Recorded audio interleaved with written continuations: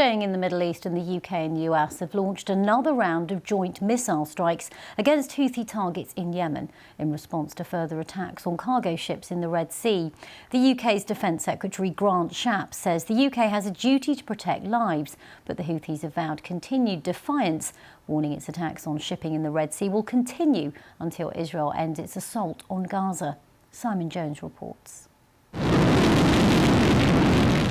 Takeoff for what the UK and US are calling the latest necessary and proportionate strikes against Houthi targets in Yemen. 4 RAF Typhoon fighter jets were involved, using precision-guided bombs at 2 sites to take out drones said to be used by the Houthis for reconnaissance and attack missions against shipping. The US hit a further 6 locations. In the capital of Yemen, Sana'a, smoke could be seen billowing into the night sky. In a joint statement, London and Washington said these precision strikes are intended to disrupt and degrade the capabilities that the Houthis use to threaten global trade, naval vessels, and the lives of innocent mariners in one of the world's most critical waterways.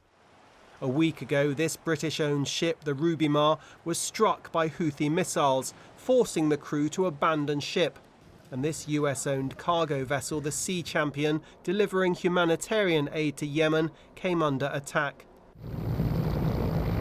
The Houthis, who control large swathes of Yemen, have been targeting vessels they say are linked to Israel and the West in response to the war between Israel and Hamas. Yemen has a key strategic position in the Middle East, especially when it comes to global shipping. The Red Sea route typically looks like this. It's one of the busiest in the world, transporting 15% of traded goods, largely from east to west. But because of the Houthi attacks, many major shipping firms have diverted around southern Africa. It takes 10 days longer and hugely increases costs. تؤكد القوات المسلحة اليمنية.